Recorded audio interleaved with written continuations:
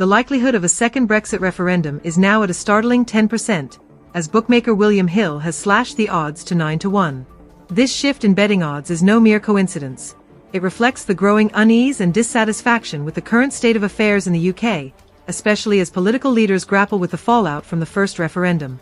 Liberal Democrat leader Ed Davey has boldly used his first speech of 2025 to advocate for the UK to rejoin the customs union, a clear signal that many are willing to challenge the status quo. Meanwhile, Conservative Party leader Kemi Badenoch has shamefully admitted that her party left the union without a coherent plan for the future. This kind of reckless governance is precisely what has led us to this point of uncertainty. Labour has been conspicuously silent on Brexit in the lead-up to the election and after gaining power.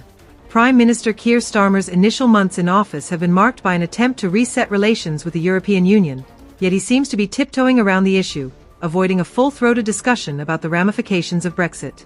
Last year, Starmer suggested that while improving relations with Europe is essential, it does not equate to reversing Brexit or re-entering the single market or customs union. This hedging is not only frustrating but also disingenuous. The public deserves clarity and a firm stance on what the future holds, rather than vague platitudes about closer relationships without substantive commitments. The slashing of odds for a second referendum coincides with a period of political turmoil within the EU, where major countries are facing their own crises. In Germany, Chancellor Olaf Scholz's coalition government has collapsed, and an election is looming in which he is expected to lose. This is not just a German issue, it reverberates across the continent, as instability in one country often leads to ripple effects in others. In France, President Emmanuel Macron has cycled through 4 prime ministers in a single year, as right-wing populism gains traction under Marine Le Pen's National Rally. These developments raise questions about the EU's ability to maintain cohesion, let alone to influence the UK's decision-making on Brexit. Moreover, the political landscape in the US adds another layer of complexity. With Donald Trump set to be inaugurated as president once again, the prospect of any kind of Brexit reversal becomes even more remote. Trump has made his disdain for the EU abundantly clear, threatening tariffs unless the bloc significantly increases its purchase of US oil and gas. His hardline approach is indicative of a broader trend that could further alienate the UK from Europe. In a post on Truth Social he stated, "I told the European Union that they must make up their tremendous deficit with the United States by the large-scale purchase of our oil and gas. Otherwise, it is tariffs all the way." This kind of rhetoric does not bode well for the UK's future relationship with both the US and the EU. Interestingly, the odds of a second referendum occurring in the 2030s are even shorter, now standing at 2-9 for a vote in 2035 or beyond. This suggests that the political winds may be shifting, and the public's appetite for revisiting Brexit is growing.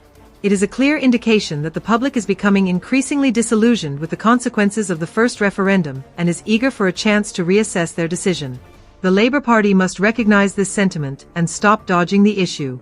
If they fail to address Brexit head-on, they risk being seen as out of touch with the very electorate they aim to serve. The stakes are incredibly high.